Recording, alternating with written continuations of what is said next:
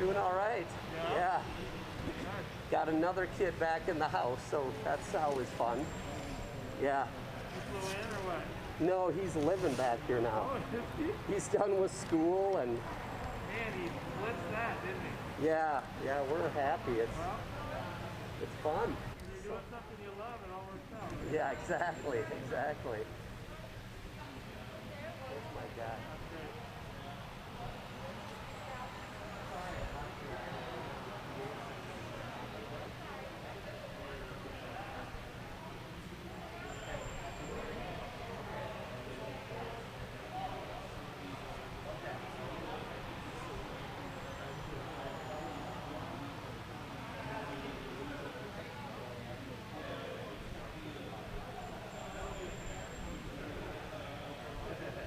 Cool, thanks a ton.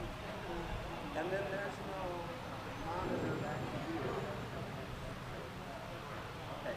Okay.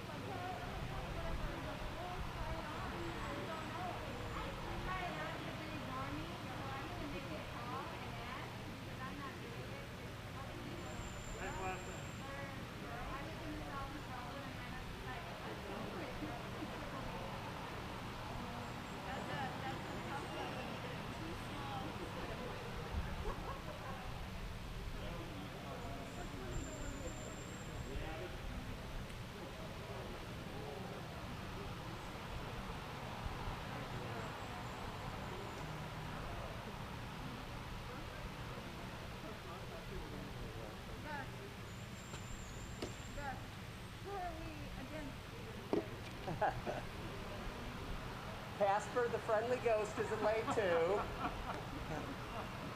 Lakeville South. And unfortunately they have like one of the only divers that could probably beat Jake. He's a really good one. I can't remember his name. I'm trying to find it in my notes here, but Eagan, yeah, Eagan Gage or something, yeah. Actually, I think You know, he leads the faith club. Like oh, does he really? Yeah. That's awesome. Yeah, he's a good kid. Wow. Shoot, I wanted to not like him.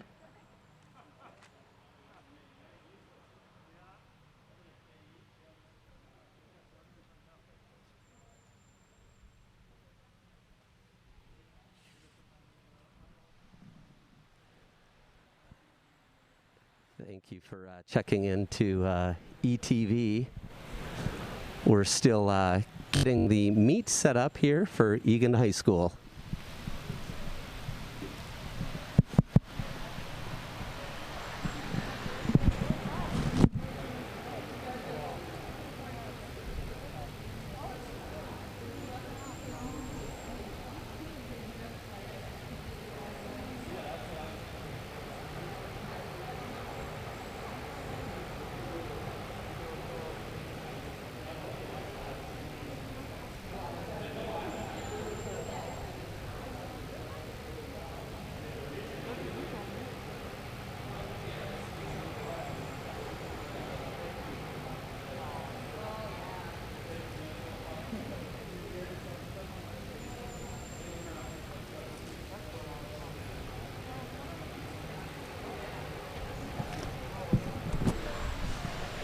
This is ETV checking in, just letting you know that the Eagan boys swim and dive meet is still being set up. We had a little technical difficulty with the microphone, but we are excited to bring this to you from ETV.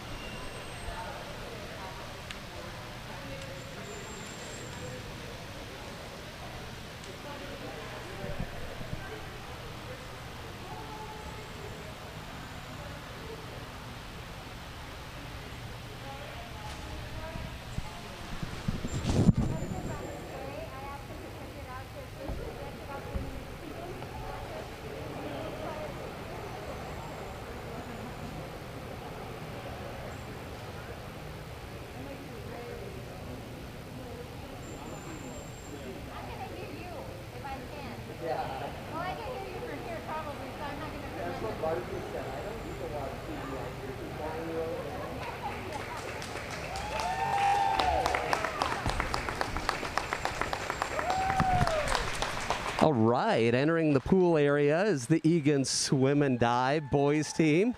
Oh, look at that. That is great. Alex Cahill coming in, the diver who got hurt with his knee, coming to support his teammates here.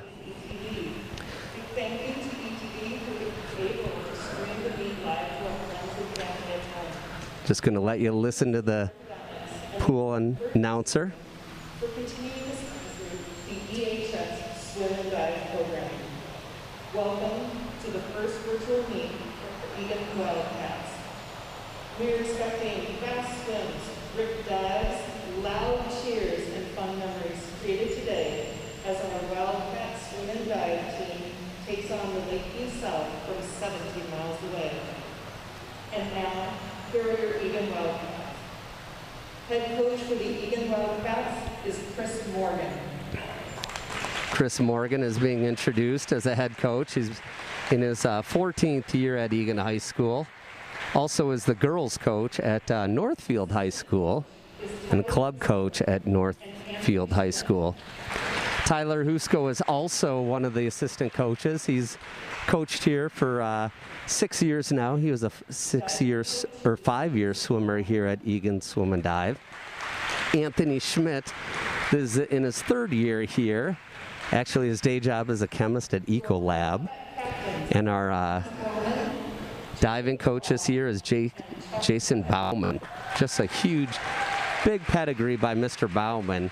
Has actually coached Olympic divers and done a lot at St. Olaf College. The captains for Eagan is Hans Broman, Jacob Frost, Charlie Steffen. Today's meet official at Eagan is Ann Sims.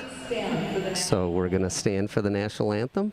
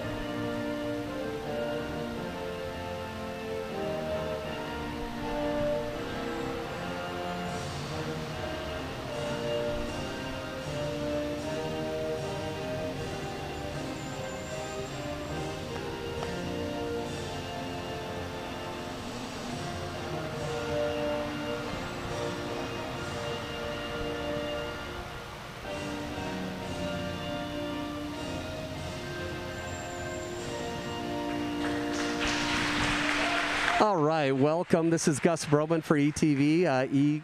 Eagan boys swim and dive swimming virtually against Lakeville South. The different order tonight, the divers will be going first. And so what that will do is it will give us only one break in the meet, and that will be after the 50 freestyle. So your divers for this evening in order will be Sam Johnson, Clark Ahmed Marshall, Gabe Frost, and the fourth diver is Jacob Frost. Usually diving is in the middle of the meet, but the divers wanted to get their warm-ups in early and can get going right away on the boards. A little bit different with the virtual meet because what you'll have is two judges instead of three judges. So our judge tonight is Ann Sims. She'll be judging diving. And then at all swim and dive meets, one of the coaches judges the dives. So if Lakeville South was in the pool building right now, you would have the Lakeville South dive coach as a judge, Mr. Bauman as a judge, and Ann Sims. So this will be a little bit different because each coach will be judging their own team. A little bit of trivia from Lakeville Swim and Dive as it relates to Eagan High School. You know that they have Lakeville South, Lakeville North. It was in 2007 that Lakeville North and South would come to the Eagan pool.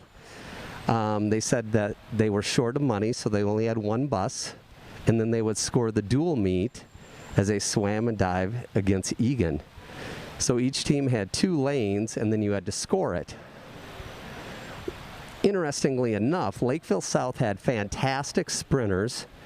Lakeville North had fantastic long-distance swimmers, which made it impossible for Chris Morgan to figure out who do I swim against. I have to choose one team.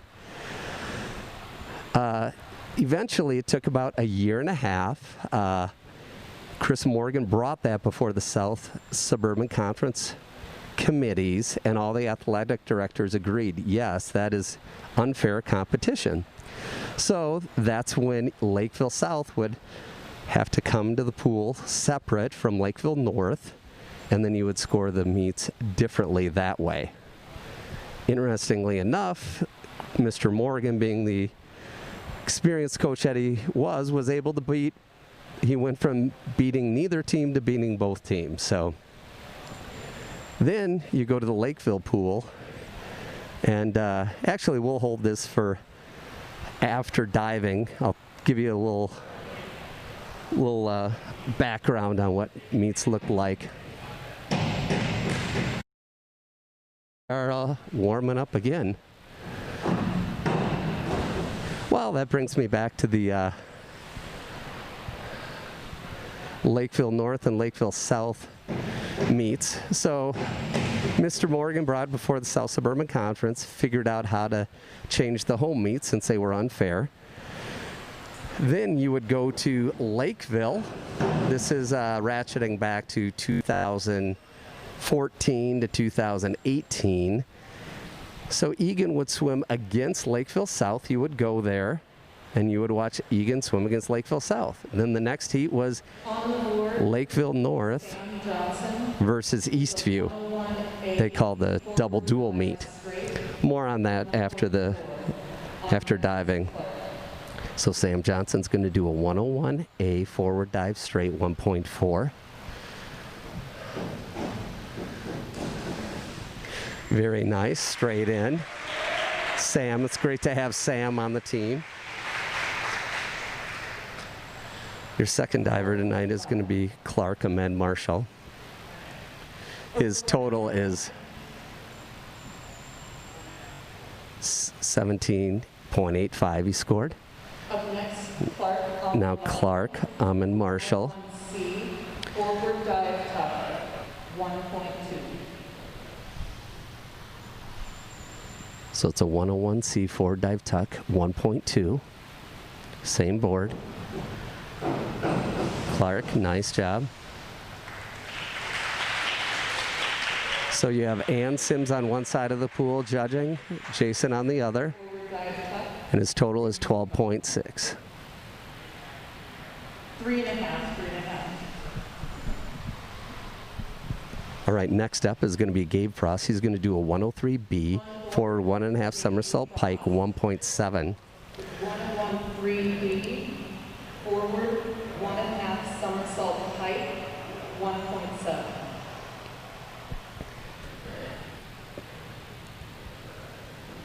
Gabe concentrating. Gets a nice spring off the board. Nice tuck.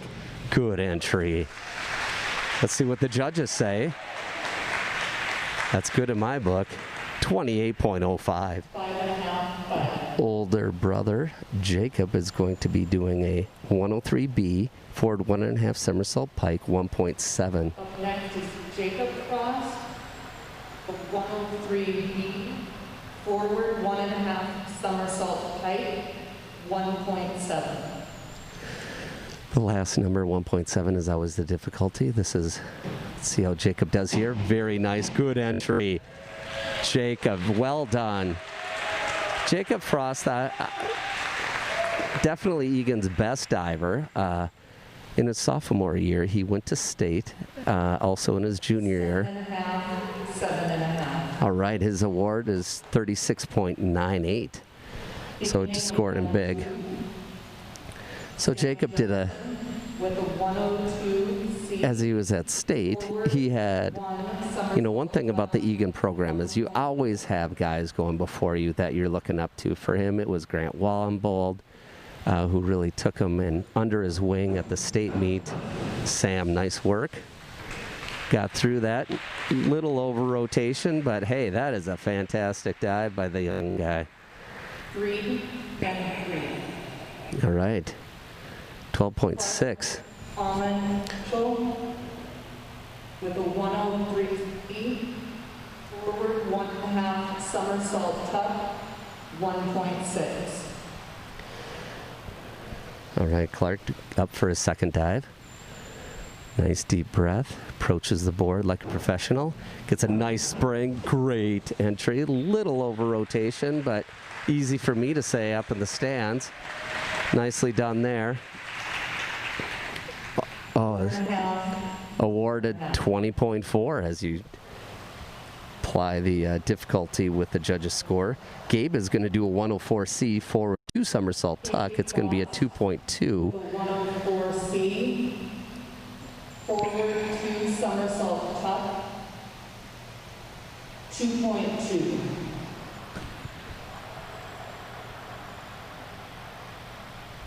So Gabe's toughest dive of the night. Let's see how he does. Nicely done. Feet first, solid dive. All right. See what is his award. Let's just see 34.65. So you take the judges' scores, and so you have a 5 and a 5.5, and then that's where the difficulty comes in. So the more difficult your dive is, they multiply that, and that's how you get your total score. Now, it should be noted that this evening, what is interesting is that so far the judges have been within 0.5 points of each other. So that is fantastic that they're being consistent. See Jacob here. Oh, that's a very nice dive. That's 2.4. That's he's only going to do 2 of those 2.4s tonight. So that's his tied for his second difficulty. Oh, 36.5. See, there's a little bit of difference of the judges there. One's a 4.0, one's a 6.0. A little bit that greatest variety there. So Sam is starting us off in the third round here. 1 somersault, half twist, free, 1.7. Okay, 1.7. This is his. He's going to do 2 1.7s tonight, so this is his most difficult dive. Sam, nice little twist, little over rotation. Let's see what the judges come in at.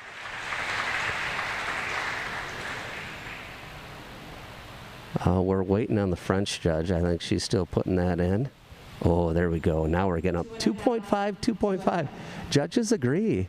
It's kind of fun when they agree. They kind of glance eyes across the pool, knowing that they're being consistent. 1 somersault pike, 1.5.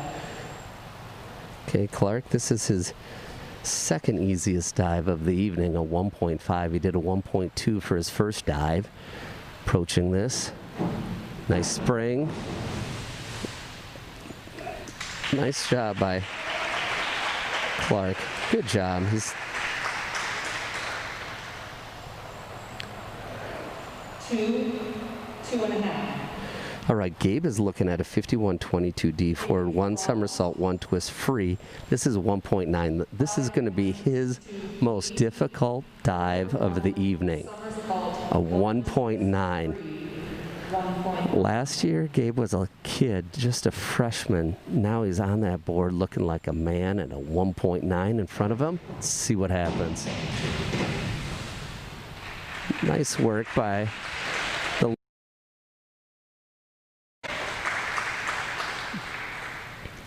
You know, 29.93. 5.5 and a 5. So the Booster Club at Eagan is very strong. I know many of the Booster Club supporters are listening. One of the best things and advantages that Eagan Dive has is a TiVo system on the side. So as soon as the boys come out, instead of just hearing what the coach says, they can watch their dive. So here comes Jacob. It's 2.2. Oh, that's a nice dive. Oh, my Lanta. Tuck that in. Nice clean entry. Crowd loves it. All 13 of them. But the boys are making a crazy clap. All right. So back to the TiVo system. Instead of just listening to the coach, he looks at it. Scores are in. That's a 44.55. And consistent scoring there, a 6.5 and a 7. So we're starting round 4 diving. Sam's going to be doing a 1.4. Okay, this is a... I was getting nervous as a parent, like looking, having your heels off the board. Come on, Sam. Nice. You know, the stress level, I used to think, oh my Lanta, it'd be tough to be a soccer goalie or a hockey goalie if your kid lets one in. 15.75 scores in. And then I got to thinking about it and like, what about a pitcher for baseball? Every point, it's your kid or baseball or your daughter in softball on the mound. Then I was introduced to diving, where sometimes the head comes so close to the board, and I'm like, okay, it's got to be the most stressful to be a dive parent. All right, let's see here. Clark, oh, nice twist. Turned it just at that last. That was a nice twist at the end, Clark.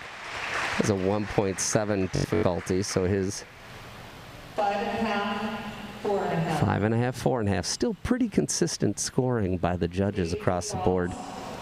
Gabe Frost is doing a 1.6 now. Just second easiest dive for Gabe that he'll be doing right now. He does a couple 1.7s and a 1.6. Nice back, clean entry, good work. Once again, the support of the Eagan Boosters. I mean, we have a great facility here with 2 different diving boards, a separate diving well, so separate dive. So the dive team can practice at the exact same time as a swim team. That isn't the case at Rosemount, not the case at Eastview. In fact, at Lakeville South, our competitors tonight, they go to a different school completely, so it's good to have that.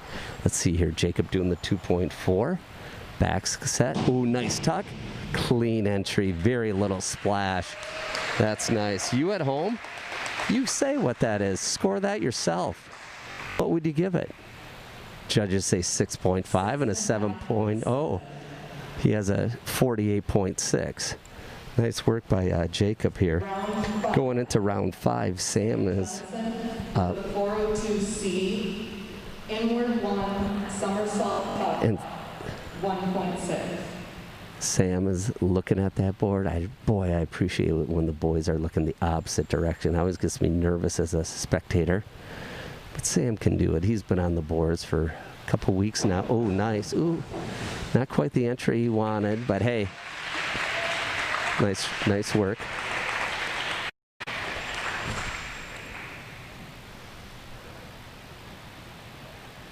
Ten point 8. All right. Clark is going after a 1.6. So his second hardest dive. These 1.6. inward tucks means their head is coming in not close to the board, but near the board. So, boy, it's good to see Chris Morgan up here in the, ooh, nice, good entry. Best one of the night. Good to see Chris Morgan up here interacting with some of the alumni. 27.6, nice work. Interacting with some of the alumni of the program. Mitch Arvidsson is here tonight, an alum from 3 years ago, I believe, and Anders Broman is back. So it's, you know, with this COVID era, you'd probably have 20 alum in the stands if possible. All right, Gabe, you can do this. Get this 1.7. That's a nice entry. See what the judges say.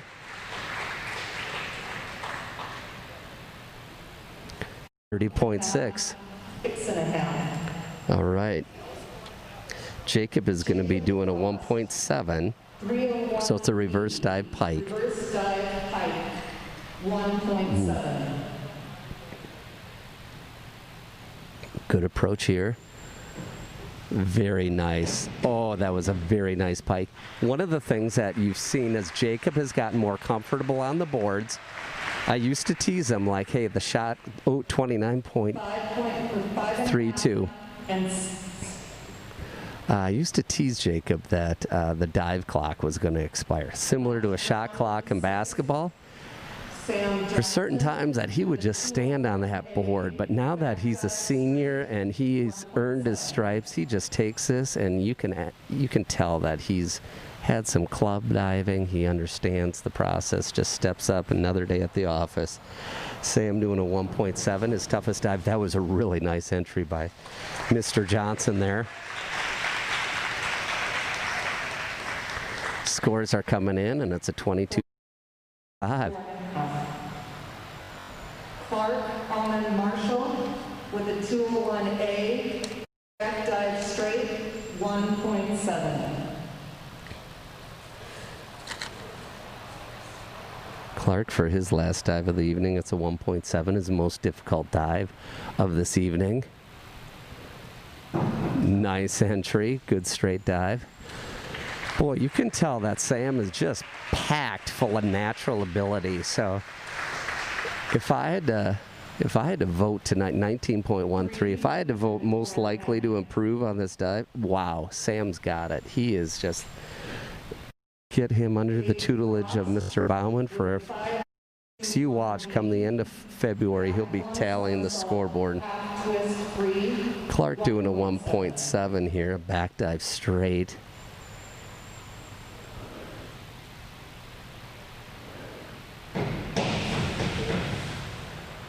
Very nice. All right, 25.5. The sophomore Frost. Judges agree yet again. The last dive of the evening coming up here is Jacob Frost doing a 52.31D. Back 1.5 somersault, half twist, free, 2.1. So not his most difficult thing, but his third most. So he had a 2.4, a 2.4, a 2.2, and now he has a 2.1. So his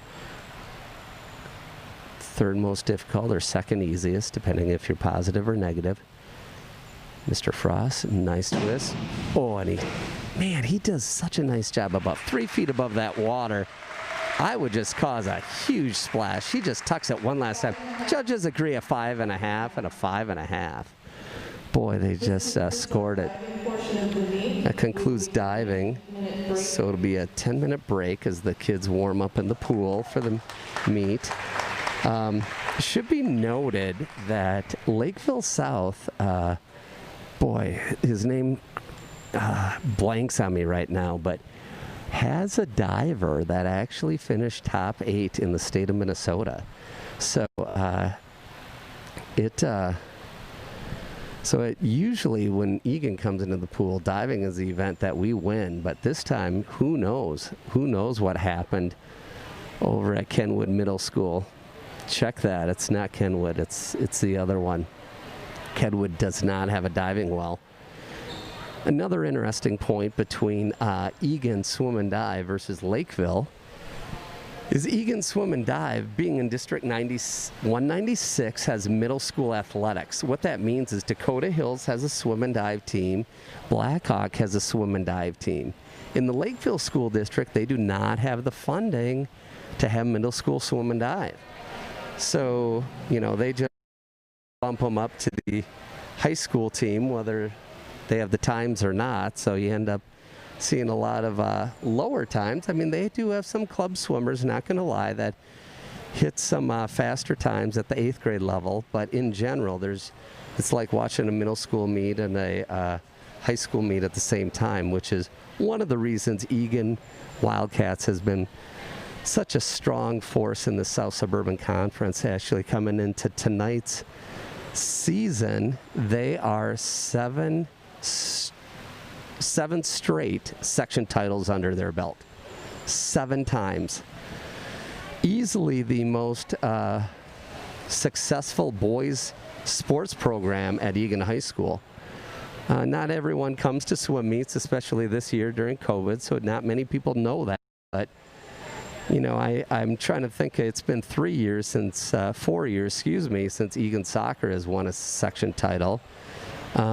It's been since Zach Zenner, the former Detroit Lions running back, won sections for football, which was, I believe that's 11 years ago now. Zach Zenner, prolific running back at South Dakota State University. And for the Jackrabbits, he then went on to get drafted, undrafted in the NFL, walked on for some teams, actually went to the Detroit Lions, and just concluded a 4-year stint in the NFL. Interesting story about Zach Zenner is the year was 2015. He goes to Lucas Oil Stadium for the NFL Combine. So this is where all the NFL players go, college players trying to get in the NFL, go to get measured to see if they're worthy of the NFL. He goes there. He has his highlighter shirt on, number 31, RB they put. He gets done, and they say, Mr. Zenner, your car's waiting for you. You need to hit the plane to Minnesota. Zach Zenner goes straight from the NFL Combine to the airport, straight from MSP to the University of Minnesota. Watch his younger brother, Sam Zenner, who was the captain of the swim and dive team in 2015, watches his brother win the state title at the U of M, still in his highlighter NFL Combine jerseys. He's a very, I talk more highly about Zach Zenner than he talks about himself, but he was a little bit embarrassed having to wear it. He said, people are looking at me like they should know who I am, and no one knows me. I'm from Eagan and went to South Dakota State. You know what he said to his younger brother, Sam? Sam, in all the years of playing all the sports, I've never won a championship, and you just did. What a great pep talk. Of course, one of the swim dads said, yeah, and he still won't win a championship because he plays for the Detroit Lions, which was true. But anyway, that Zenner family ended up being stacked full of athletes. Zach ended up going to South Dakota State. Then his sister came to watch one of his football games, and they saw she had her swim letter jacket on, and the swim coach was in the stands and said, hey, are you Zach's brother? They looked at her times. She goes on scholarship to South Dakota State. A couple years later, Sam Zenner gets recruited by the football team. He gets a scholarship to go to South Dakota State. Sam then has a horrible knee injury, has to redshirt, comes back, and just is like, football has just been banging on me too much. So he says it's not worth it. From that point, he had the baseball coach, the track coach, and the swim coach, all Division I, ask him, hey, can you come be on our team? What an athlete. To quit football and to have 3 coaches at the Division I level offer you a scholarship. he ended up going to track and field because he had only ran that 1 year, and he won the state title at the Minnesota High School's track meet. Still holds a record here at Eagan High School. And after 2 races, he sets the South Dakota State School indoor record for the 60 meters, ends up going to the national championship. He ended up redshirting and getting 1 extra year, but unfortunately, in his 5th year, it was canceled due to COVID. Brings us to our 4th Zenner, which is Emily Zenner, who went to swim there, and unfortunately she got injured. She's now a sophomore at South Dakota State. So, as the boys are warming up here, getting the body temperature going, heart rate up, the order of events are as follows. They swim the 200 medley relay. So all 4 events will be swam 50 yards by a separate athlete, 200 freestyle, 200 IM, 50 freestyle. Then we'll have a 10-minute break, which is going to replicate what diving is. Then the 100 fly, 100 freestyle, 500 freestyle. Then it'll ends. The second relay will be a 200 freestyle relay, 100-yard backstroke, 100-yard breaststroke, and then 400 freestyle relay. So I'm going to pause here for a second. I want to go talk to VJ Shrista, one of the best in the business at the table, as well as Paul Keller, who's running the Colorado, to see if our meet is up on Meet Mobile. As I go check that out, that's an app that you will want if you're a swim and dive fan.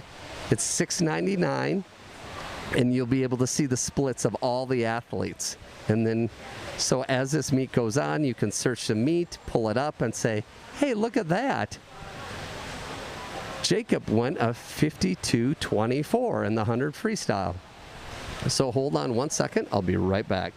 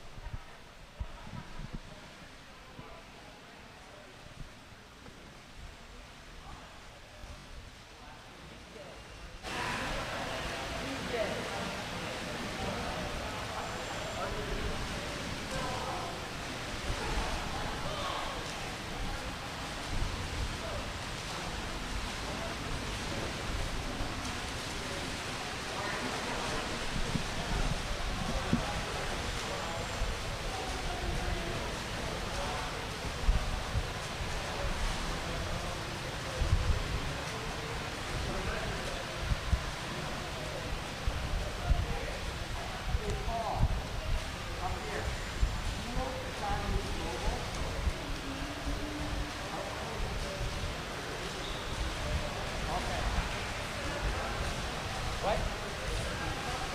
Okay, I'll check. I'll try to search.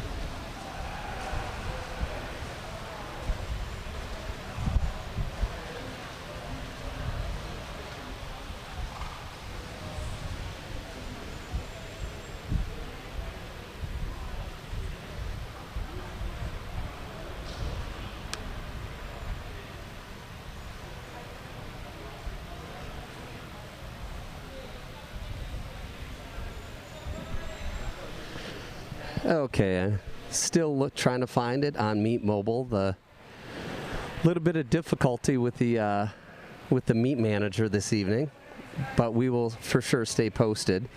Even when Meet Manager is up, you will only get the Eagan times. The way the meet will work is that we will be scoring the meet here at Eagan. Lakeville South will be scoring their meet at Kenwood Middle School. They will take the times, they put it on a flash drive, merge the files together, and then we'll decide, not decide, they will be able to who won the meet. That will not happen this evening. It will happen probably tomorrow, so it takes a while to merge a meet. So stay tuned, but it is still fun to see all of our athletes swimming. And boy, are we not grateful for the just the ability that these guys can actually come out and compete. I mean, the way the state was going, it seemed like more and more was being eliminated. So whatever we have to cling to tonight is we will take it. So the way the events work, this is one of the wonderful things about swimming as opposed to like football. It isn't like JV plays at 4 o'clock over on field 7. JV swims right before the varsity events here in swimming. So they have the first heats, and then right after that is the varsity heat. So for the junior varsity, we're going to have 2 lanes that are filled tonight.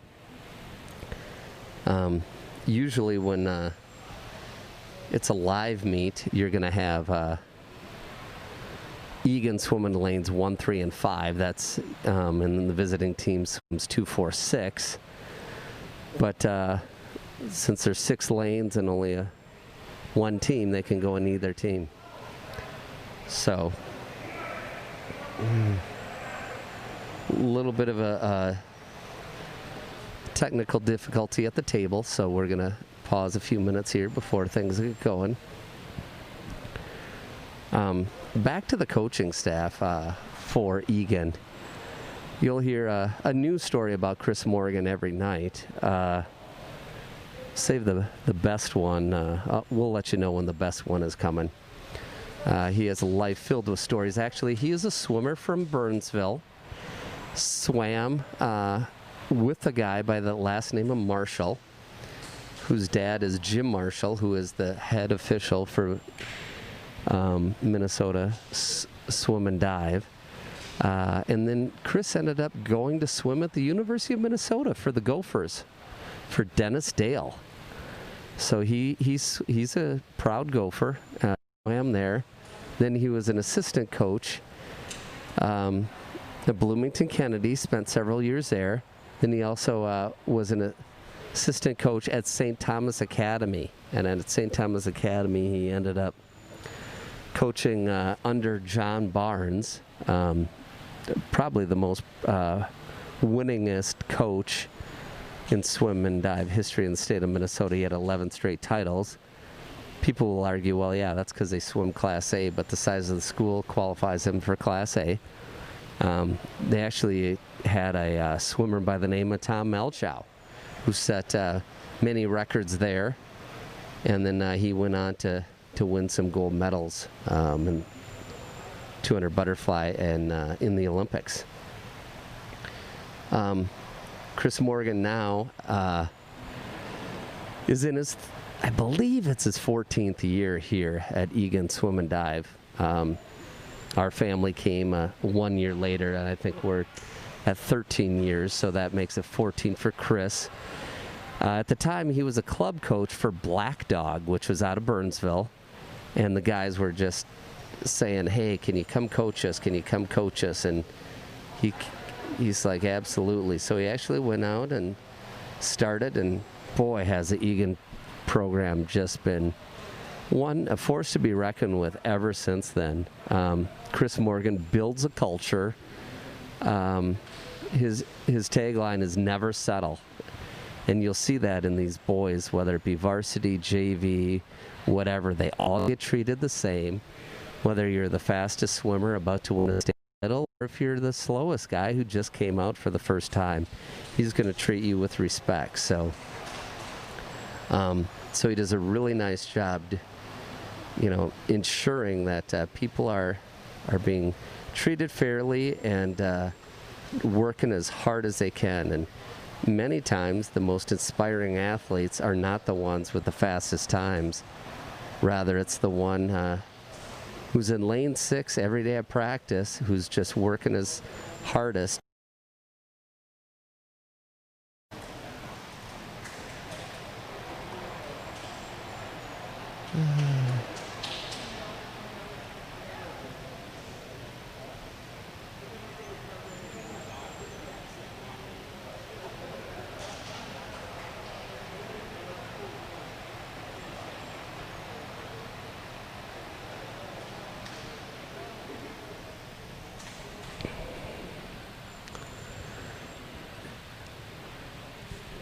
We sure are appreciative of VJ Shrestha.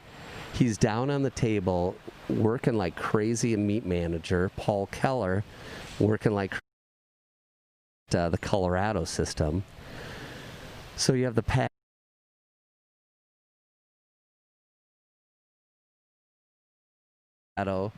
Gives you the exact time. The Colorado connects to the laptop, which goes into Meet Manager, easily the most difficult software package you've never run. Maybe a few of you have run it. If you have, please let Margaret Cahill, the president of Booster Club, know, because we're trying to train in some new people. But it is a difficult piece of software. And then that goes into the Meet Manager, scores the events, and then separately, then we tell the meet manager verbally tells Paul, here's what the score is, and then that score actually goes up on the scoreboard. So interestingly enough, those people do not get paid. It's all volunteer roles. The only person getting paid tonight is Ann Sims, the official, great official. But it's quite interesting because if you went to a football game, there are no officials, everyone would get home. Candidly, if there's no official here tonight, you could have someone run the starter.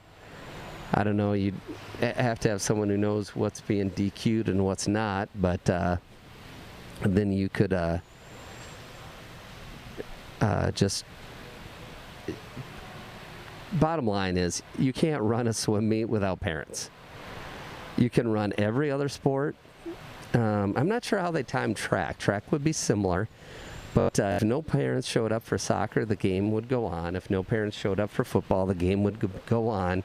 If no parents came to swim and dive, there would be no meet.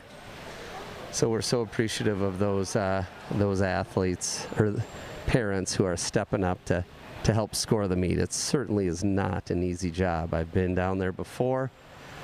I sweat more while I'm on the pool deck than anywhere else. So Chris Morgan talking to Ann Sims, the meet official. Ann Sims is actually works in the school district as an early childhood screener. So if you remember those days back when your 4-year-old would talk to someone to figure out if they're prepared for school, that's her job. She had a daughter, Michelle Sims, who actually swam for Rosemount, and then she ended up going on to swim at Gustavus Adolphus College. So Coach Chris Morgan had some words with Ann. I guess it's a status thing. Anthony's scratching his head. This isn't looking super good. I'm going to use my cord and come down and see what's going on.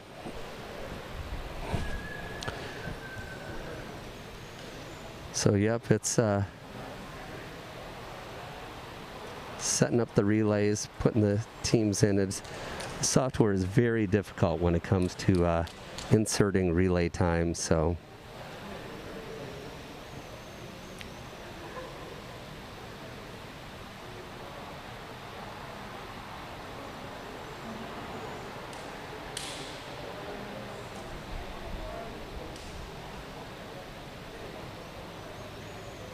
all right, we got the thumbs up.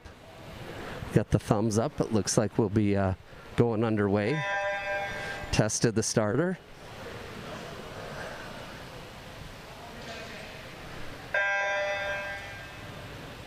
And looking at the scoreboard, it says event 99, heat 1. So we're not quite copacetic right now.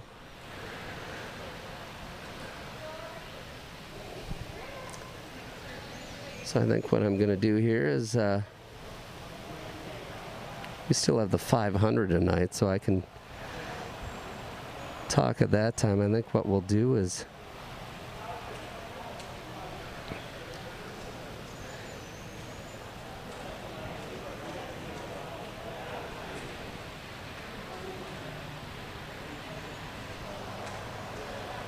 so difficult when the timer, due to the protocol, they're set the timer on the other side of the pool, so it's much more challenging to get it going here than before.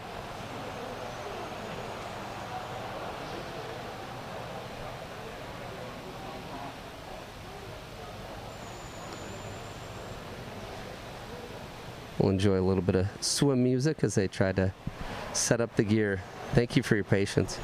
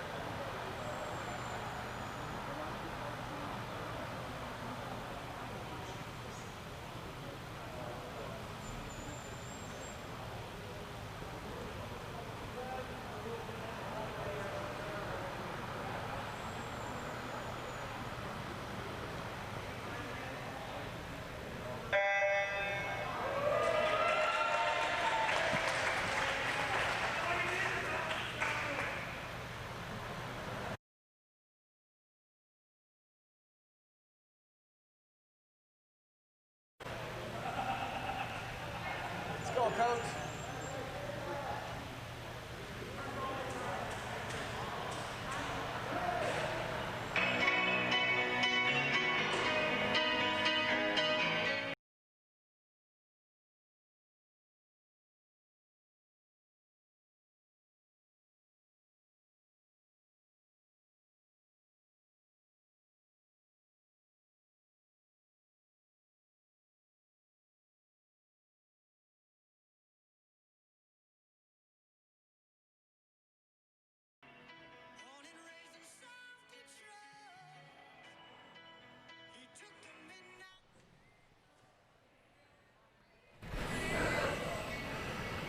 All right. Well, it looks like the pads are working, and it looks like we're about to get going here.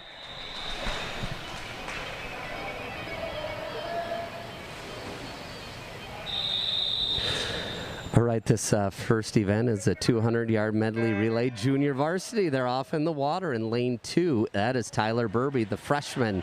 Lane 4, it's Riley McRoberts.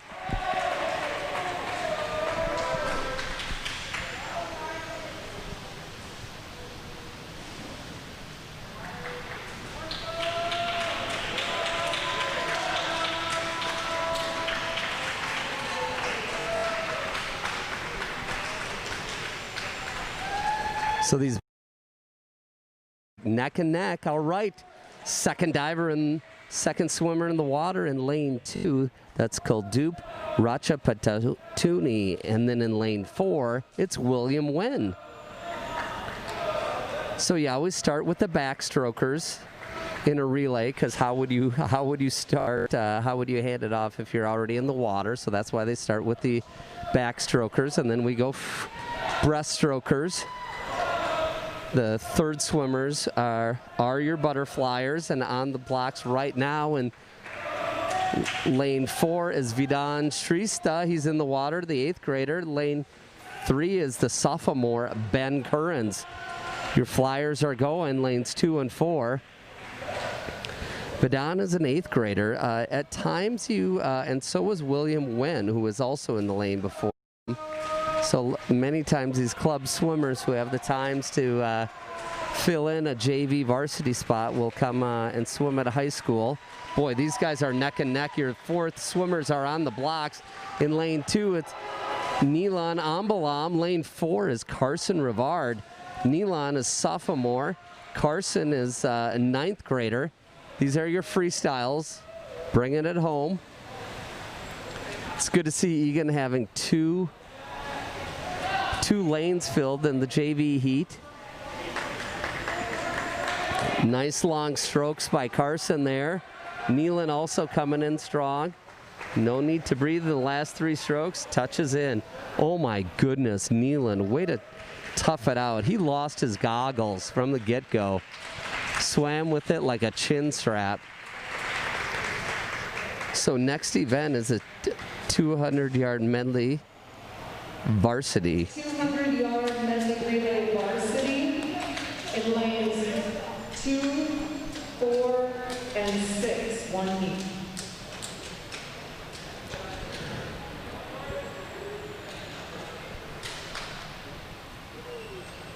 Okay, as the boys are lining up here, this takes a little bit longer since they can't gather at the bulkhead there.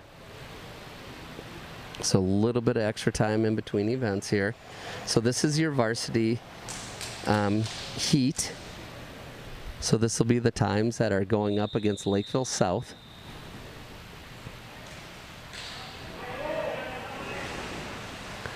All right, they're in 2, 4, and 6.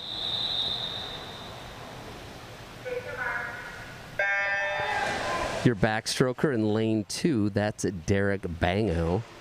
Lane 4 is Miguel San Jose, the freshman. Lane 6 is Dabin Chong, the freshman.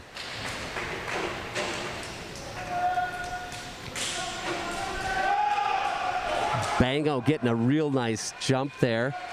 The second swimmers are on the blocks.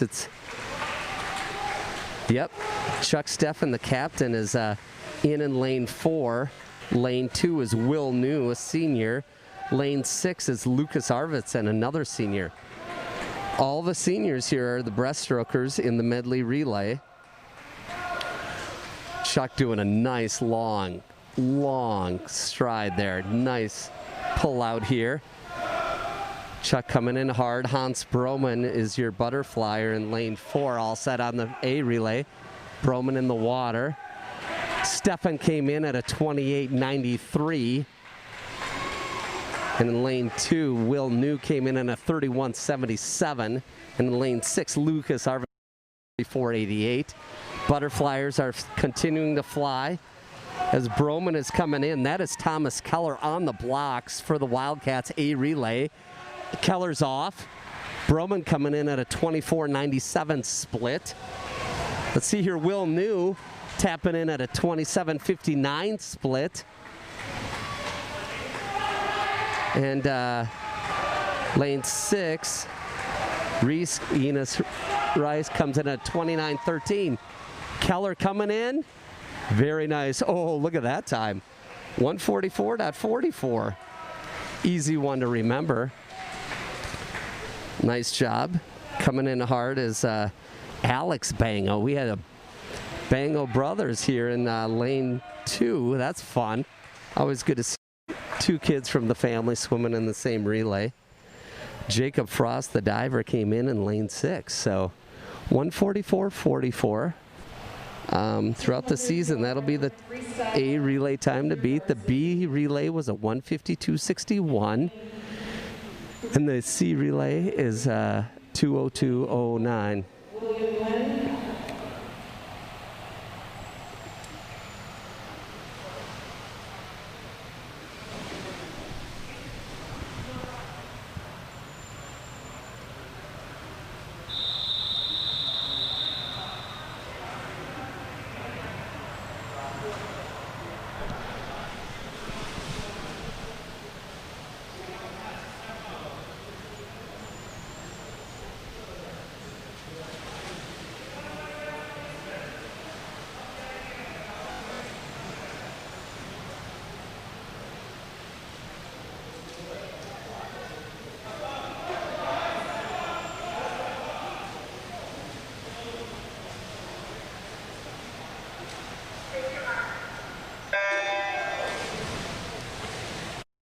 Is the freshman Tyler Burby. Lane 4 is William Wynn, the 8th grader. This is your 200-yard freestyle junior varsity. So 4 lengths of the pool. So we'll be coming in. I'll try to read you the splits. We have one camera doing a great job keeping the heats. Oh, so close here. 29.90. And a 30.33. 90 is Tyler Burby. 30.33 is William Wynn. Tyler Burby, his favorite movie, Knives Out. All right. Second 50 is stretching out a little bit. Generally, you go out fast, and then you kind of find your groove. 31.85. 31.85 for Tyler Burby, and then William Wynn had a 34.39. So if you go slower, and then if you start cutting time as your race progresses, they call that a negative split. As they're saving it in the tank, it's a hard one to do. It's expert swimmers end up doing it because they know that's trying to keep it in the tank rather than get too excited and burned out. 33.81. Tyler Burby, so adding a little bit of time there. 36.21 for William Wynn. So he swam that last 50 a little bit faster. So they're coming in for their final touch here.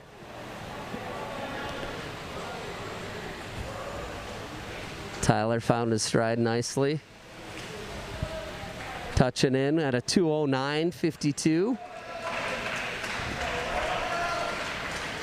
William Wynn, 2:17.66. Next event is 200-yard freestyle varsity.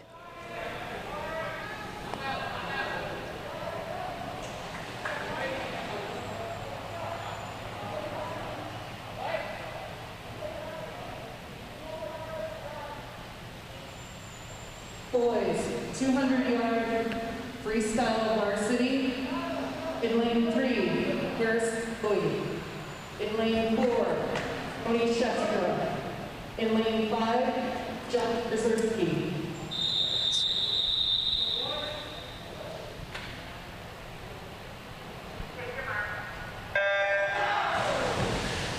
In the water for the Wildcats in lane 3 is Harrison Bowie. Lane 4, Roni Shrista. Lane 5, Johnny Mezaretsky. Incidentally, the state champion in this event is an Eagan Wildcat, or do I say was.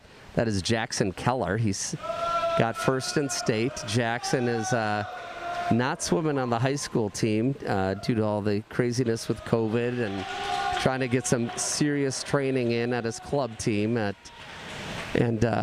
also trying to get some college times in. He's had some looks by many Big Ten schools, ACC schools, Big 12 schools. All right, this first leg is really exciting, and we'll see though. I mean, you never know when at the 50 mark, you have Johnny Mezaretsky, who's out in front, followed by Harrison Bowie, and then the number 1 seed, Roni Shrista. I like it how the boys are in lanes 3, 4, 5, so they're actually next to each other. So they're really pushing each other. They're coming in strong. Kind of deceiving because you have to try to get the seed times from when? Probably last year, because club swimming kind of was shut down as well. So entering the final 50, boy, Johnny Mezaretsky is showing up. But look at who's coming in hard. That's Harrison Bowie.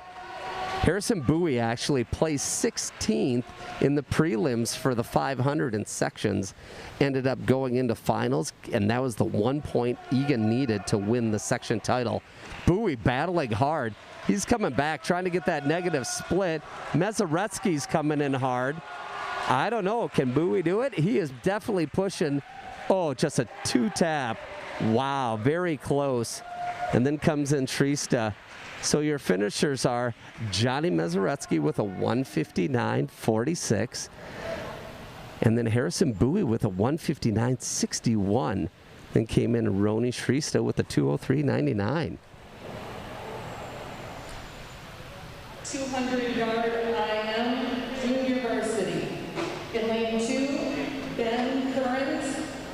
Lane 3, Will New. Lane 4, Reese Janice.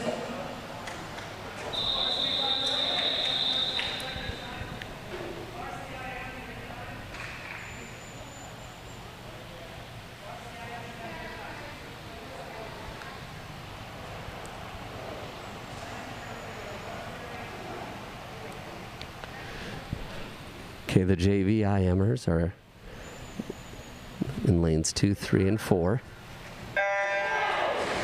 All right, this is where you got to be a versatile swimmer. You're starting off with the butterfly, going into the backstroke, then breaststroke, then free. You hear Coach Morgan talk, and if you if this race was $1, the breaststroke is a 50-cent piece because it's so much different than the other strokes. So in lane 2 is Ben Currens. Lane 3 is Will New. Lane 4 is Reese Haynes Cook. So should be known as we're getting into this. Watch Will New in lane 3, one of the better breaststrokers on the Eagan Wildcats. So as he's doing this backstroke, look for him to get into that breaststroke and pull out some space out of it.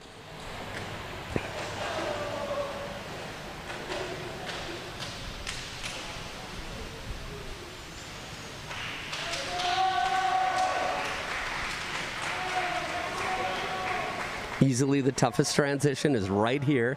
That backstroke to breaststroke. Where's that wall? He found it. And then you flip into it. Nice touch in by Reese, hitting that pretty solid. Now you're going to see Will probably come out with a Ben trying to do a bucket turn on that. Like to see that. Will's going to get some length here with his solid breaststroke coming in.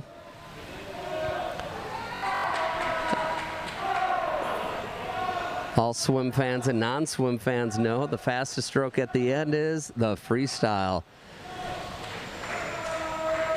So it has to be a two-hand touch into the wall with the breaststroke. Will touches both hands, and there he goes. His split on the breaststroke there was a 40-55, 40-54.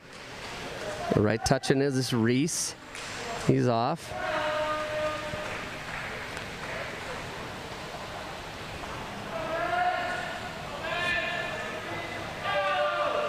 Ooh, I don't know if he had two hands on that breaststroke touch there, but we only have one official. We're good. Will New coming in hard. He's finishing. I like that 225.56. Will determined to hit that wall and refuse to take a breath. So nice work.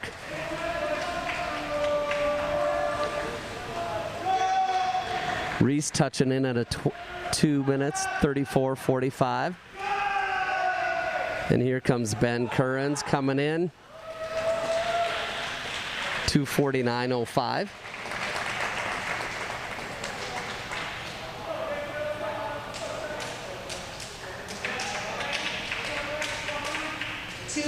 Yard IM varsity. In lane 2, Chuck Steffen. Lane 3, Hans Broman. Lane 4, Victor Santoyo Lopez. Varsity swimmers are on the blocks.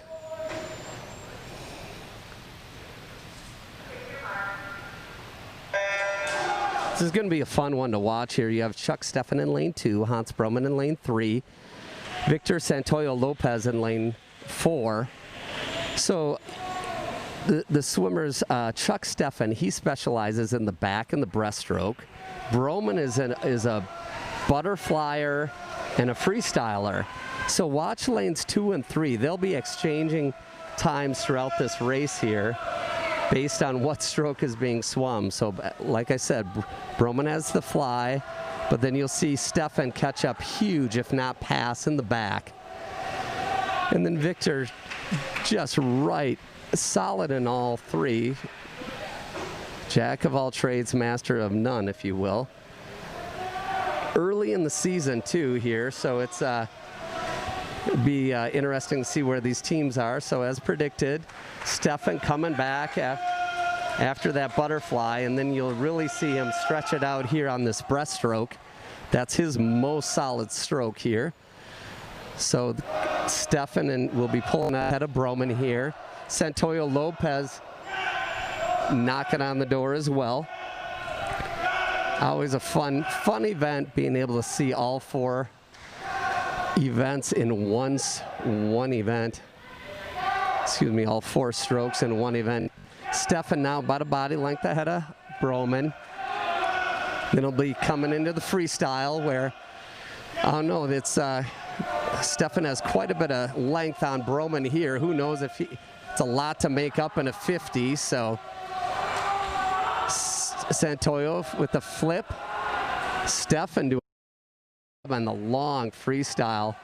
Can tell he's been swimming. He's actually been crossing the border, exhibiting his freedom, getting some training in over in Wisconsin where the pools have been open. And boy, look at Steffen, it's paying off. So the 2 of them are coming. Steffen is going to touch in the with 2:07.56. Broman with a 2:08.85. Victor Santoyo Lopez coming in, touching in at a 2:16.65. All right. So you go from the most versatile, longest, most diverse event to the shortest, quickest one-trick pony event. It's a splash and dash, down and back, 50 free. Event 7, boys 50-yard freestyle junior varsity. I love it. Watching these IMers get out of that pool, falling into the diving well, just to try to bring their heart rate down. Lane 4, Neelan Avalon. Lane 5, Lucas Hanna.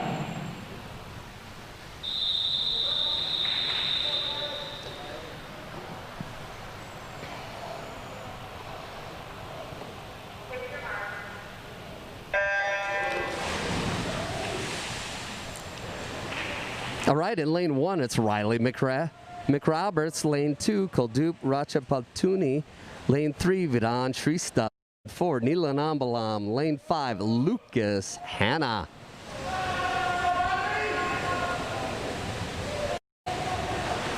Due to the new guidelines, there is only 2 heats of all events. All right, looking at the time, 28:05, and lane 3, Vidan coming in. Second place is at 28:46 is Riley Roberts. Third is Koldup. Fourth is 29:34. It should be mentioned that on your screen there, lane 1 is closest to you. All right, here's the varsity. Lucas Armstrong. And lane 2, Alex Bano. And lane 3, Thompson Keller. Lane 4, Emilio Santoyo Lopez. Tyler Sitter, lane 6, Carson Rivard.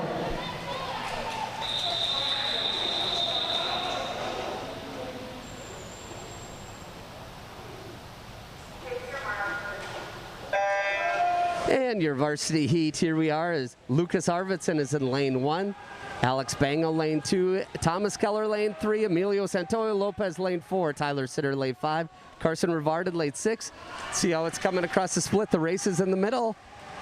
Boy, it's Thomas Keller coming out hard, but Emilio Santoyo Lopez ahead by a half a body, and they touch in. Santoyo Lopez. No, that was Thomas Keller at, excuse me, Santoyo Lopez at 23:01, just 0.23 ahead of Thomas Keller in lane 3. Fourth place, let's see here, where'd that go to? I was in lane 1, outside smoke with Lucas Arvidsson. 5th place goes to Tyler Sitter. Lane 6 is Carson Rivard. Very nice work. We will take a short break. All right, we are going to have a 7-minute break before the next event.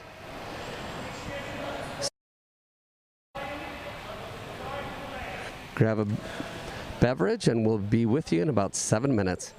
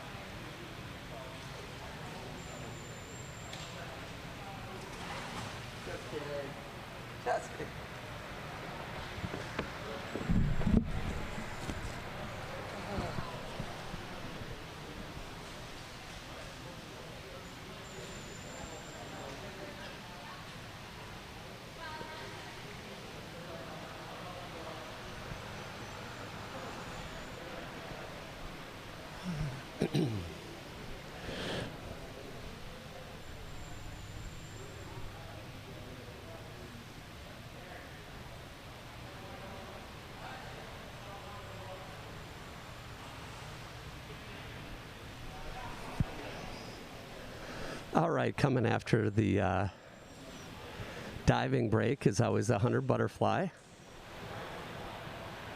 And trying to get the boys out of the pool to get the race going on again. A lot of upgrades to the Eagan pool in the off season. So let's thank ETV yet again for being here tonight. Just happy to have them. This is a historic moment. I've been involved in this program for 13 seasons. First time we've ever had it broadcasted here, so this is just fantastic. So coming out of the break will be the 100 butterfly. As we're queuing up, some of the upgrades are the painted wall. It's gray, new UV lights. It's brighter here, and then also a new water system, filtering system. You know, if they're, I'll tell you where COVID is, and it's in this pool. This pool is treated, double treated, triple treated, and then has that new filtering system, which is fantastic with the UV lights. So,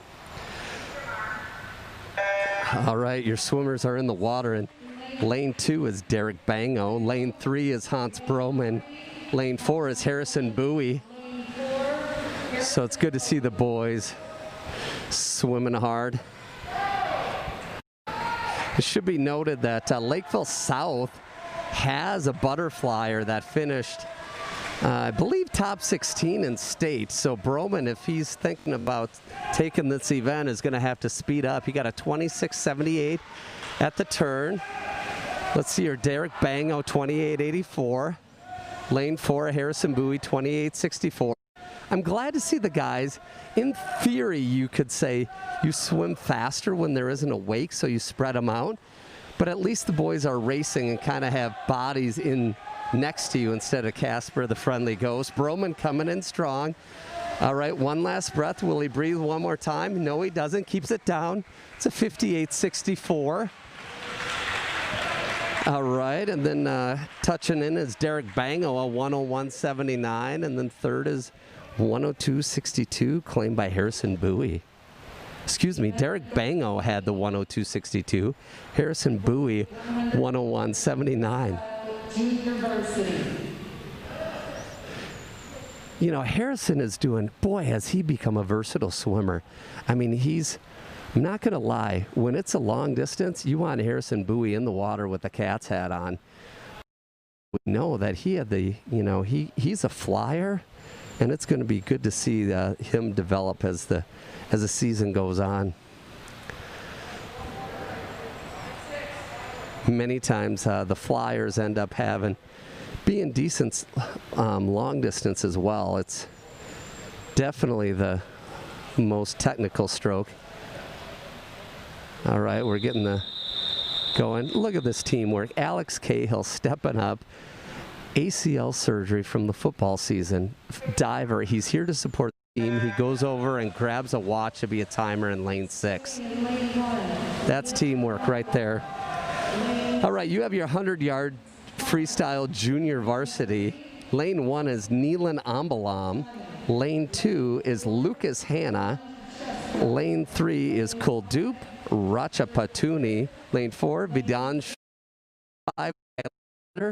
Lane 6, Carson Rivard. Tyler Sitter, I mean, he's been putting in workouts with the Marines, and it is showing up here. Last year, I believe it was his first year as a swimmer. He came alive, and there's just some guys that love to work out and want more, and one of those guys is Tyler Sitter. He will be joining the Marines when he's finished with high school, and so we are happy that he is going to choose to serve our country, and boy, is he in shape.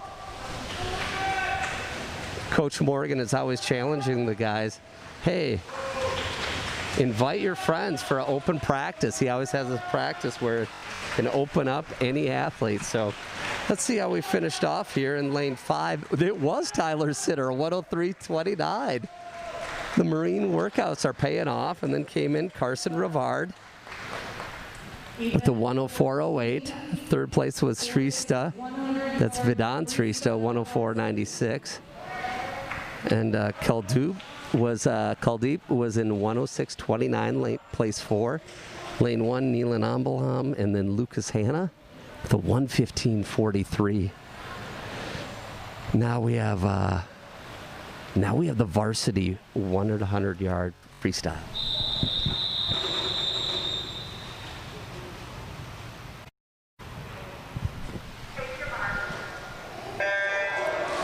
This is going to be a race, guys. It is in lane 2, Emilio Santoyo Lopez. Lane 3, Thomas Keller. Lane 4, Tyler Burby. Thomas Keller has been putting hours in the pool. He forewent his soccer season for the first time in his young athletic career to say, I'm concentrating on swimming. I'm all in. So he went from being a JV swimmer and then peaking at sections in a huge way to now being that middle lane in that 100-yard freestyle. But look who's coming out strong. That is Emilio Santoyo Lopez. He's been swimming since 8th grade. He swam 8th grade, 9th grade, took his, I believe it was a sophomore year off, and then came back with the team. His brother is out there. Emilio coming in hot at the end. Breathed one last time that he didn't need to. Touches in at a 51.44. Thomas Keller, 53.35. And then lane 4 was Tyler Burney. You know, I know Emilio will be watching the replay. He'll, as the goes on, you're not going to see, guys shouldn't be breathing. Once they cross that flags, breathing is optional. You just swim that through. Easy for me to say. I look at Emilio and you can tell he gave it all he had. Not gonna lie though, I've been in this program for 13 years.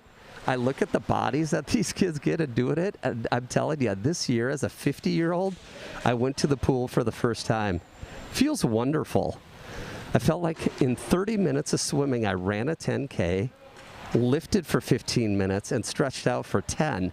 And I look at the clock, it's like, oh, I've only been here 30 minutes. Now, truth be told, I shouldn't be wearing a Speedo, and nor do I. But if you've never swam a lap or two, I encourage you to try it. It's revolutionary, and now I'm addicted. Do have to say I did put on a jammer for the first time at the age 50.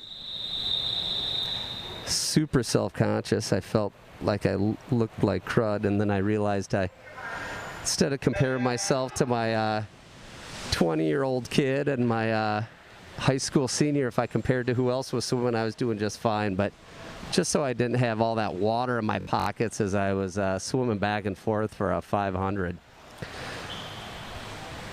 All that to say, it's easy for me to tell Emilio not to breathe once he hits the flags, but after being in the stands for a while, I've caught a thing or two. This is 500-yard freestyle. It's only varsity swimming this tonight. In lane 2 is Alex Bango. Lane 3 is Johnny Mezaritsky. Lane 4 is Miguel San Jose. So as we're going on this 500 here, we'll be, you know, hopefully you have the meet mobile, checking out the splits, seeing if they're hanging in there. Huge shout out to Minnesota Orthodontics. Huge supporter of Eagan Swim and Dive. We got a new scoreboard that year, completely funded by Minnesota Orthodontics. I put my money where my mouth is. If you look at Hans Broman, he went to Minnesota Orthodontics. Also, if anything happens in this 500, I'm sure nothing will, but if something did, if there was an urgent medical need, we would go to the urgency room. They have expert care by ER physicians, generous supporter of Eagan Swim and Dive.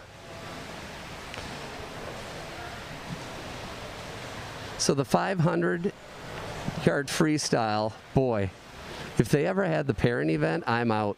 I'd be done. So 20 lengths of the pool. and it goes for a long time. Now what you see here are 3 swimmers of Eagan, but over in the Lakeville South pool, they got some swimmers too. Last year, an 8th grader placed 17th in state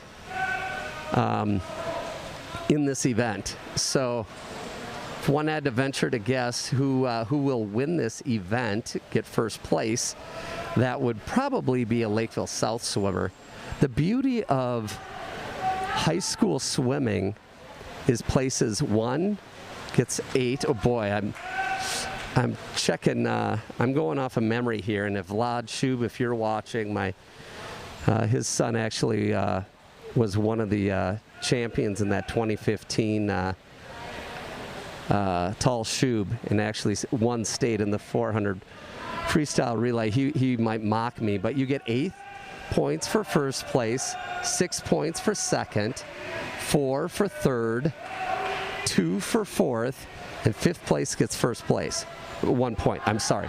5th place gets 1 point, and then 6th place doesn't point at all. So if you don't win the event, like let's say the Lakeville South swimmer scores first, but we score 2, 3, 4, we'll win the event, meaning we'll outpoint them in this event. All that to say we have no idea what Lakeville South is doing, but keeps you energized that you might not have the fastest swimmer, but you can win the event. In fact, the year that Eagan High School won the state swim and dive meet, it was the first year in 15 years that not a Lake Conference school won it. When I say that, I mean Edina, I mean Minnetonka, I mean Eden Prairie. Those schools had won it for 15 years in a row until 2015. Eagan wins. It was a magical moment. Everyone in that pool area, unless you were a Minnetonka skipper, was cheering for Eagan. They wanted to see the upset, and the upset they got. Startling statistic of that 2015 championship team, 0 guys won an event. 0 guys, meaning we didn't have the first place backstroker, we didn't have the first place 500. We had 0 first place finishers, but the team was deep and they won the state title. Back here in the 500, boy, these guys are battling it out. And I wonder where these seed times came from. It's tough. Oh, Michelle Sims dingling the bell. What that denotes is the leader has 1 lap to go. And if you're checking splits on Meet Mobile, you'll always see the fastest one is first. And I'll tell you what, this last one is never the fastest, but it's faster than the middle of the race. Nice job. Oh my Lanta. San Jose just turning it on, kicking it hard. He's going to break that 520 mark. Yes, he is. 5:18.41. That's a strong swim by Miggy.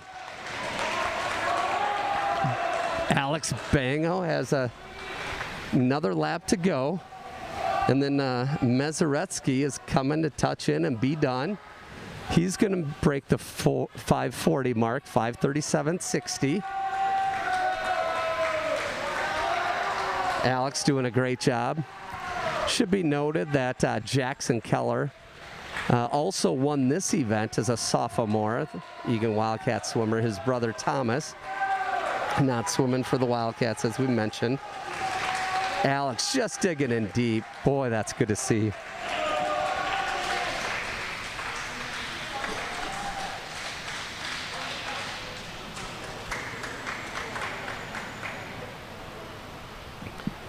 Boy.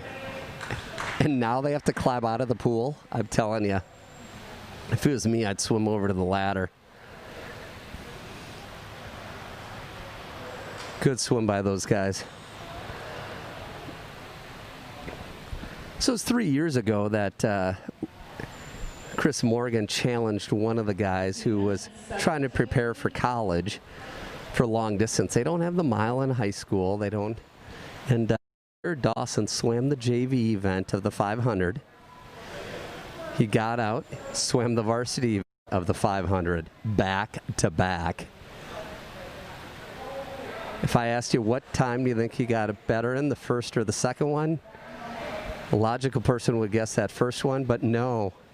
Jared Dawson was able to negative split it, and he swam faster in his second 500 in the high school race. So those are the cool things that Chris Morgan does. You know, there's the meet. He will set a lineup to win every meet. Whether they have faster swimmers or not, he's going to go after you, and he's going to show you that sportsmanship. But if there's some meets, you know, he might challenge an individual to do something special or something different. So that was something that he did that year, was had Jared swim a back-to-back 500. As there is a delay, another year he challenged Anders Broman, who was training for an Ironman triathlon. He said, why don't you swim the Ironman? Anders says, I'm going to. He goes, no, the swimming Ironman. He goes, what's that? He says, swim every event at the meet tonight in the JV. He goes, okay. He goes, but you have to learn 6 dives. He goes, before 6 o'clock? He goes, coach, it's 5:25. He goes, yeah, do you want to do it or not? Anders said, yeah, let me try it. Completed 6 dives. Incidentally, the officials did not allow Anders to compete in the other events, but he pulled off 6 dives, which was quite amazing. So that's the kind of coach Chris Morgan is just thinking unique, keeping it fresh, and always being flexible for what the team has in store. I remember the night where the team lost their first dual meet in 5 years, I believe. It was against Shakopee, and he's able to talk to the boys, reset the clock, and just challenge them to reset and go again. We're fortunate to have him here at Eagan High School. As we're not quite sure what's going on with the relays. I believe it's back to the meet manager. You have to enter in names individually for relays, so it's quite troubling. So I'm sure that's what's going on down there at the scores table. We sure appreciate VJ Shrista and Paul Keller down there.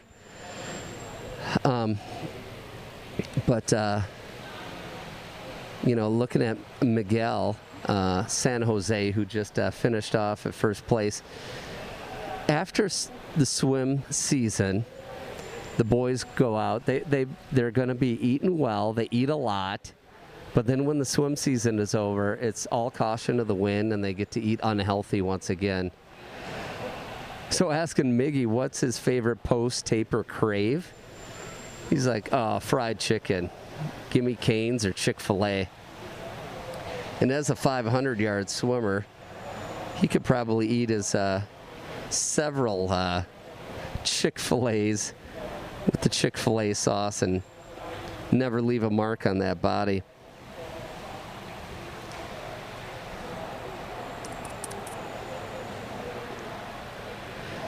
Alex Bango, his post-taper crave, just any food. Any food. Speaking of Derek Bango, asking, okay, what is it that you do to psych yourself up for a race or get prepared for a meet? It's like, I slap my chest until it's red. Once my chest is red, then I'm ready to race. Event 17, boys 200-yard freestyle relay, junior varsity. All right, we're looking at the 200-yard free relay junior varsity. We're gonna have two lanes going here.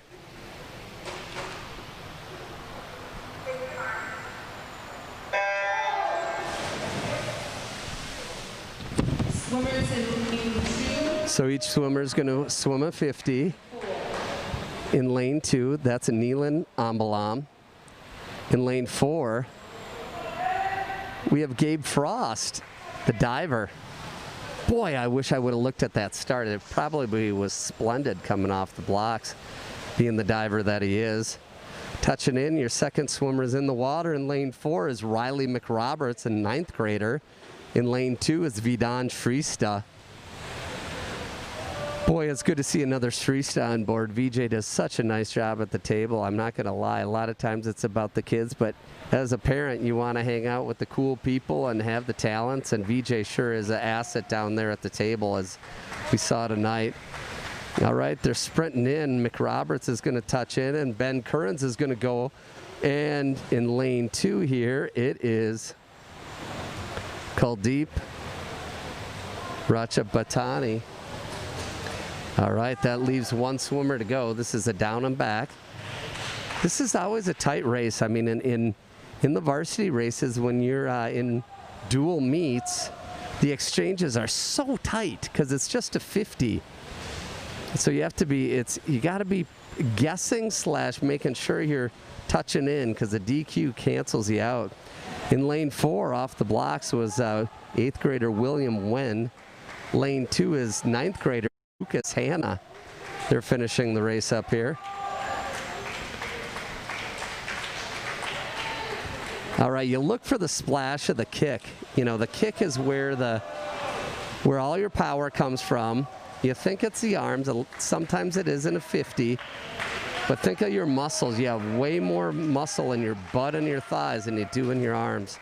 Touches in. Nicely done, guys. Next event up is going to be the 200-yard freestyle relay varsity. Boys 200-yard freestyle relay varsity. All right, the guys are getting queued up.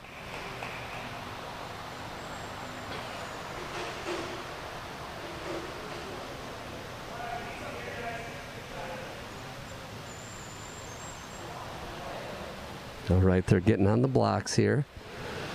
You're going to see lane 2. That's Derek Bango looking for him, banging his chest, getting ready for his race, as we mentioned. Lane 4 will be Emilio Santoyo Lopez, and lane 6, a starter is Tyler Burby, the 9th grader. Welcome to the team. There's that bag. Told you. Bango on the chest. They're all queued up, and they're off. Good starts by the guys. In a 50, I've seen it where a guy will just breathe once going into the wall, and that's it. I mean, it's Division I college, but high school, you should be able to breathe less and less, okay? Emilio Santoyo Lopez coming in. He's going to hang it off to Roni Shrista. What's the split there? Santoyo Lopez came in at a 24:06. Your first swimmers are always going to go a little bit slower because you're at a start. If you look at the second, third, fourth swimmers, they can get a bit of a lean and jump in. They can move. The first swimmers cannot do that. All right, coming in is Shrista's coming in. He's going to hand it off to Thomas Keller. Shrista in at a 24:56. And then, well, I'm sorry I don't have a table up here. I have papers flying all over from the fans. So 25:66 and 26:19. I'm sorry I don't have the names on that. Coming in is Thomas Keller, and he's going to hand it off. Thomas had a 24:06. Hands it off to Victor. 25:52 was swum in lane 2 by Harrison Bowie. And 24:96 in lane 6 was Daben Chong, the freshman. So your anchor swimmers are on the blocks. They're ready to go. And I love this. It's the brotherly relay. It's going to be, oh, I'm sorry. It's coming in as Victor Santoyo Lopez. I love it how the Santoyo Lopez family, it's a, you got one at the beginning, one at the end. Love that. Brothers making themselves better. And you see that a lot in Chris Morgan's Wildcat program. You look at Chuck Steffen, 2 of the captains, actually all 3 captains of the Eagan Wildcats are brother combos. Hans Broman had an older brother, Anders, and then an even older brother, Eli, both swam in the program. Chuck Steffen, one of the other captains, had older brother Quentin Steffen, who actually is still on the record board as a 100 breaststroker. 57:87. That's why in that medley relay you knew Steffen was going to do well on that. Do well on that breaststroke. Other brothers in the. All right, we're trying to wrestle some guys over to the team. So also Bango, you have Bango brothers are competing as well. So, and then the Frost, forgot the third captain, Jacob Frost, not a swimmer, but he does do relay swims. But his brother also joined, and that's Gabe. Look for the future when his younger brother Joe and his younger brother Sammy will be swimming here as well. So just kind of goes to show you the Sundry is another family that had 2 swimmers way back in the day. Ben Kearns, lane 4. All right, and your 100 backs.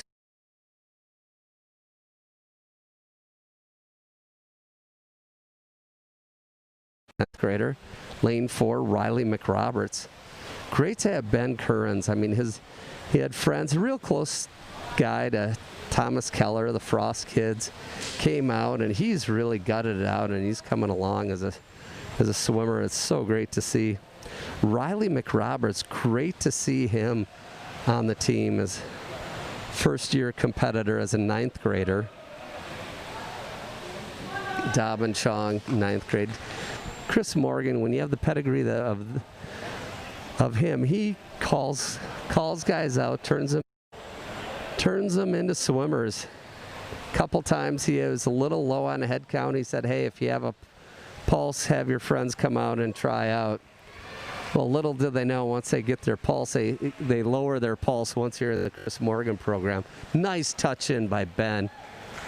So 1:12.65. And then over in lane 2 is Dobbin Chong, the 1:13.13.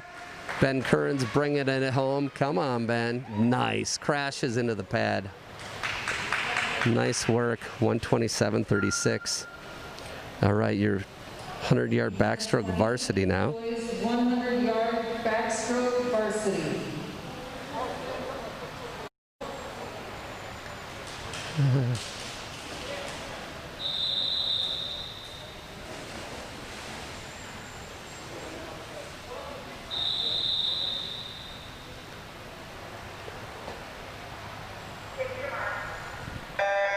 And you have the 3 varsity backstrokers going. Lane 2 is Derek Bango.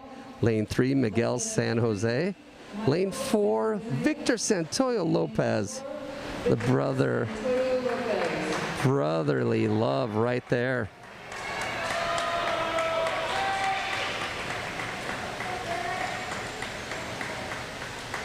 Dobbin Chong, I love his pre-meet traditions. Listen to music, eat, pray.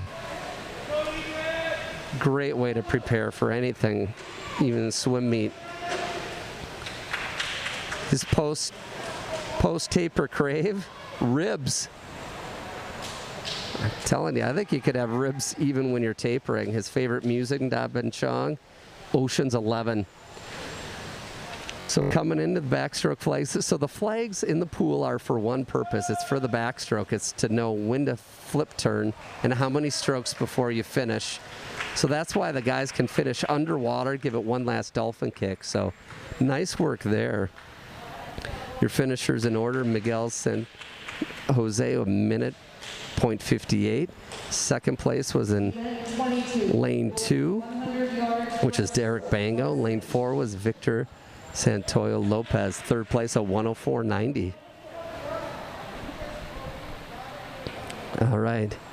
Now there's only one heat of breaststroke tonight. You'll say, why are they having five going now? That's because 2 of them will be swimming junior varsity. Which 2? I don't know. No, I could guess, though. I'm going to say Lucas Arvidsson in lane 1, William Wynn in lane 5.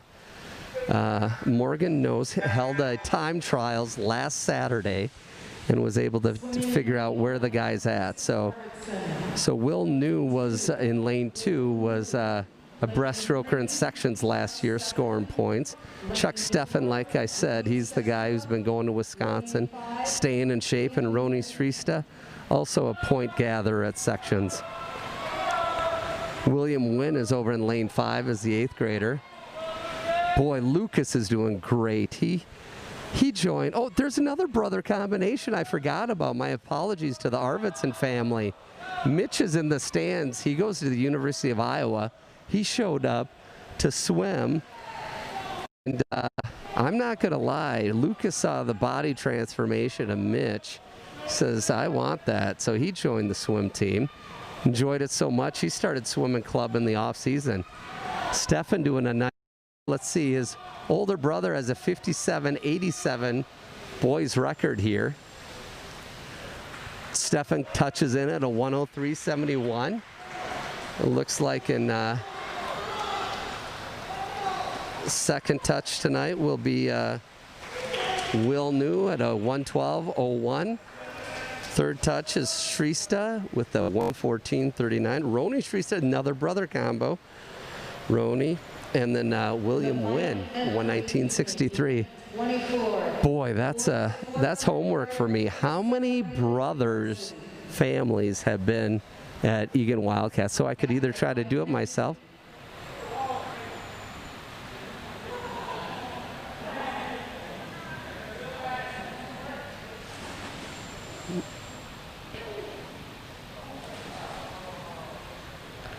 And I think we're taking a quick break here. Some of those, usually there's a 400-yard freestyle relay. That's junior varsity. But two of the guys that just swam that will be in the 400-yard freestyle relay for varsity. So they, instead of swimming JV 400, they're just going to let Chuck, and I don't know the other guy who's cooling down, just cool down and then start the relay. So yeah, back to the brother combinations. I could try to struggle and add up through the years, do the Excel, but I'm guessing Chris Morgan, if you ask him, he would probably know in a 5-10 minutes. He takes these kids under their wings and just teaches them life lessons via the water. Through the first 7 years of being the Eagan swim and dive coach, he actually had a day job. He was a sales trainer. Did a great job at that, and then he'd always warn the employer, hey, come swim season, my priorities switch. From November to March, my priority is swim, and then I'll get my job done here. He did that many times, and then finally, after 2, 3, 4, 5 years, he's like, I like being a swim coach too much. I'm going to make a living out of it. So that's why he's the currently the overall head coach of the Northfield club team. He did such a nice job with that club team that when their girls' high school team position opened up, their first call was to Chris Morgan. So he's also the Northfield Knights coach for the girls. So Eagan is quite fortunate because in this weird COVID season, he's prepared to pivot on everything. He's like, hey, if it's anything like the fall, we're changing things up all the time. And so we're fortunate to have him because he knew things were going to change, and change they did. So I'm grateful to have him. Tell you who else we're grateful to have is ETV here tonight. It's great just having them here and getting the sight lines that they can have. So, the question came through on the Twitter. Great question. Do any of the boys have any sisters who swim on the team? Currently, no. But historically, the Voss family, VOSS, had both boys and girls. The Kehoe family had a boys and girls. The Lemke family had boys and girls. The Mitchell family had 3 girls. But what is fantastic is that we are one booster club, because if you look at the facility, it's one facility. All the other sports at the high school have boys soccer booster club, girls soccer booster club. swim and dive, it's Boys and Girls Swim and Dive Booster Club, which is one of the reasons this facility has become quite nice. Now, is it a fast pool? Certainly not. It's quite shallow. I'm not going to lie. I laugh every meet. I'm looking across the starting blocks right here, and what do I see across the pool? A sign that says shallow water, no diving allowed. Maybe we can get that on the screen here. We have a sign just to the right of the starter switch. Shallow diving, shallow water, no diving allowed. Yet, what is in the eyesight? It is the starting blocks. Excellent camera work by ETV. So when I was new to swimming, I always heard, well, we have a slow pool. I'm like, what? Water is water. And I certainly felt water is not water. One of the first pools in the nation was the University of Iowa, who did a saline pool. Instead of chlorine, that was hard on the skin, they changed to saline, which is salt water. So if you think about it, the Dead Sea, which is also the salt sea, is a little bit more buoyant. And it depends on the gutters, the lane lines, et cetera, et cetera. So, all right, so here we go. It's a 400 freestyle varsity relay, and they're off. Okay. Your A relay tonight will be Emilio Santoyo Lopez, Chuck Steffen, Miguel San Jose, and Hans Broman. The B relay will be Mezaretsky, Bowie, New, Roni Shrista. Lane 6 is Dabin Chong, Tyler Sitter, Reese Hannes Cook, and fourth swimmer in the C relay, Lucas Arvidsson, who's in the water right now. In the A relay is that is Emilio Santoyo Lopez, who currently has the fastest 100 split time on the team. So since it's a 400, I'm able to get down all these splits. So I'll do that. I'm dedicated to you guys. Emilio Santoyo Lopez. Oh, I'm sorry. They're 50 splits. I'm not doing math. Buy Meet Mobile for $6.99, and you can have those splits on your own. In the water now, in the A relay is Chuck Steffen, lane 4. In lane 6 is Tyler Sitter, and lane 2 is Harrison Bowie.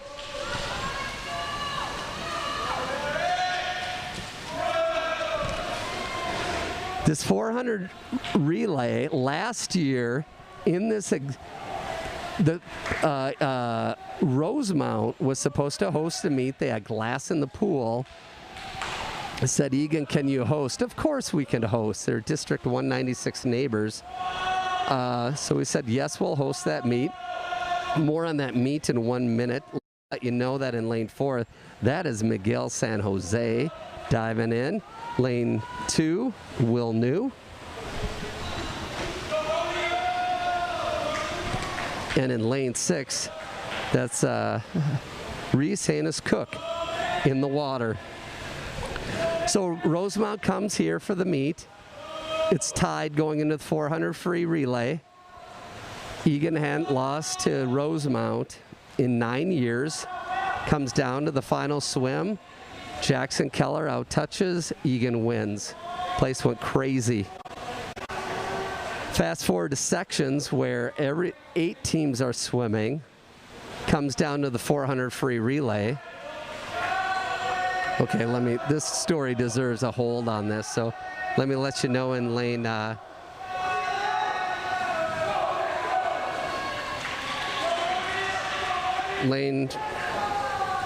all right, I think we changed the order of the swimmers up, so my apologies. So Trista is in lane 4. Broman's already swam. He's listed, so I think that's Miguel San Jose swimming the last leg. And then Lucas Arvidsson going in lane 6. Comes down to the final race. 8 teams have been swimming all night. The points are in the 600s. Comes down to the 4 free relay. Eagan has to win the section, complete the 7th straight title. Rosemount has an 8-second lead with the final swimmer diving into the water. Diving into the water for Eagan was Jackson Keller. Oh, let me see the finish here. Ooh, nice. Touches in at a 3:32.98 for the A relay. Rosemont has 8 seconds. Well, guess what? They needed 8.5 seconds. Eagan wins their 7th straight section title by a point. It's quite the meet. Once again to the pedigree of Chris Morgan. Look at this. I love the cheering. Lucas Arvidsson bringing it home. His mom and brother cheering in the stands. COVID safe. And that concludes your swim meet. This is Gus Broman for ETV. I cannot thank ETV enough for being out here. In my 13 years in the program, never had them. And boy, has this been great. So thank you for watching. Thanks for listening. You'll get the link for the next meet because they're all home meets when it's virtual meets. So it's Gus Broman signing off for ETV, and thank you for your support.